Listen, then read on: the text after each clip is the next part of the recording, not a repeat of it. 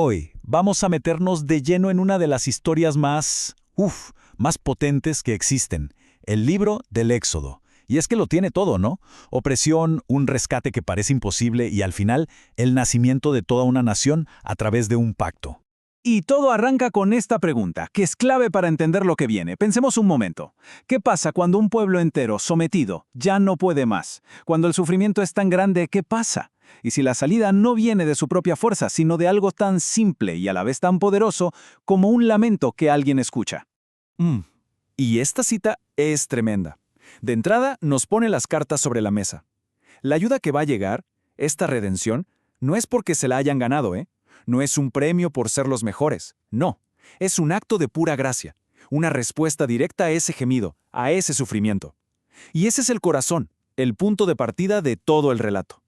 Ok, para poder realmente valorar lo que significa ser libre, primero tenemos que entender de dónde venían. Hay que meterse en esa oscuridad, en esa opresión, porque la situación para los israelitas en Egipto se había puesto terrible. Y todo cambió por esto. Llegó un nuevo faraón, uno que, como dice el texto, no conocía a José. O sea, la buena onda que había antes, la alianza, todo eso se esfumó. Este nuevo rey miró a los israelitas que cada vez eran más y no vio aliados, vio una amenaza. Y a partir de ahí, la cosa se puso fea. Esclavitud y trabajos forzados. Se acabó la paz. Miren qué locura esto. Es una paradoja total. Egipto les pone el pie encima con todo lo que tiene ¿y qué pasa? Pasa lo contrario de lo que esperaban. Mientras más los oprimían, más crecían, más se multiplicaban. Es como si la misma opresión que buscaba aniquilarlos, de alguna forma extraña, los hiciera más fuertes. Queda clarísimo que su supervivencia no venía de ellos mismos. Y justo ahí, en medio de toda esa desesperación, de ese horno de sufrimiento, aparece él. La figura más improbable de todas. Moisés.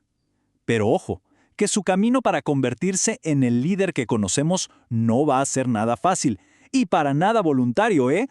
Es fascinante cómo se puede dividir la vida de Moisés en 3 etapas súper claras, cada una de 40 años. Es como si hubiera vivido 3 vidas en una.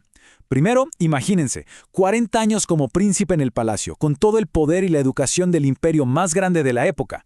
Después, ¡pum!, cambio radical, 40 años como pastor fugitivo en el desierto, solo. Y finalmente, la tercera etapa, el liderazgo, pero no por ser un genio militar o político, sino por un llamado directo de Dios. Increíble el viaje. Aquí es donde todo cambia, el momento clave. Está en el desierto y se encuentra con esta zarza que arde y arde pero no se quema. Y su reacción no es de ¡wow, qué genial!, sino de puro miedo. Se siente chiquito, incapaz, y es justo ahí, en esa debilidad, que Dios se le revela con ese nombre tan potente. Yo soy el que soy. El mensaje es clarísimo. Moisés, tranquilo, esto no se trata de ti, ni de lo que tú puedas hacer. Se trata de mí. Bueno, ahora sí, se viene el conflicto. Y esto es mucho más que un simple pulso entre Moisés y el faraón, ¿eh? Esto es, literalmente, una batalla de dioses. Una demostración de poder a una escala cósmica. A ver, esto es súper importante entenderlo. Las plagas no son casualidad, no son desastres naturales al azar. No, cada una es un golpe directo y calculado a un dios egipcio. Que el Nilo, fuente de vida para ellos, se convierte en sangre, ¡pum!, directo contra su dios Hapi. Que cae una oscuridad total por 3 días, ¡zas!, un golpe a Ra, el todopoderoso dios del sol. Es una demostración de fuerza para que quede bien claro quién tiene el verdadero poder. Y llegamos al clímax, a la última plaga, la Pascua, el golpe final, y esta vez apunta al corazón del poder egipcio, el linaje del faraón, su primogénito. Pero para los israelitas la salvación no era por ser quienes eran. Exigía un acto de fe muy concreto, marcar sus puertas con la sangre de un cordero. Su protección no dependía de si eran buenos o malos, sino de si confiaban y obedecían, de la gracia. Ok, el faraón finalmente cede, está quebrado, el pueblo es libre, ¿o no? Porque parece que sí, pero la libertad todavía pende de un hilo. El momento de mayor tensión apenas va a comenzar. La escena es de película. Por un lado, el ejército del faraón, con todo, persiguiéndolos. Por el otro, el inmenso mar rojo. No hay a dónde ir. Y la gente, llena de pánico, se le va encima a Moisés con este reclamo que es pura ironía y desesperación. ¿En serio? ¿No había suficientes tumbas en Egipto que nos trajiste a morir acá?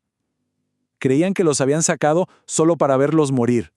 Y justo ahí, cuando todo parece perdido, ocurre lo imposible, el milagro de los milagros. El mar no es que baja la marea, no, se abre en dos. Se forma un pasillo de tierra seca en medio del agua. ¡Increíble! Logran cruzar y esas mismas aguas que fueron su salvación se cierran y se tragan al ejército egipcio. Se acaba. Es la imagen definitiva de la redención.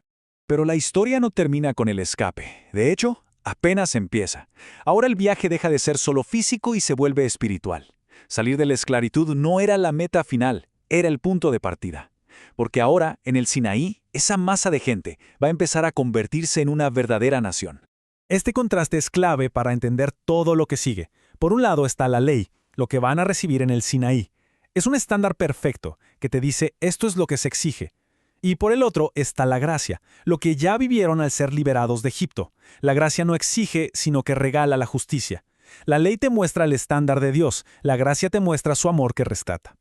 Y en el centro de este nuevo pacto están los famosos 10 mandamientos. Pero no hay que verlos solo como una lista de no harás. Son mucho más que eso. Son los cimientos, los pilares para construir una sociedad desde cero. Definen las reglas del juego, cómo relacionarse con Dios y, muy importante, cómo relacionarse entre las personas para tener una comunidad justa. Y además de la ley, pasa algo increíble. Dios les da los planos para construir una casa para Él, un tabernáculo, una especie de santuario móvil. Y esto es importantísimo, porque el mismo Dios que los sacó de Egipto con tanto poder, ahora les dice, quiero vivir con ustedes, en medio de ustedes.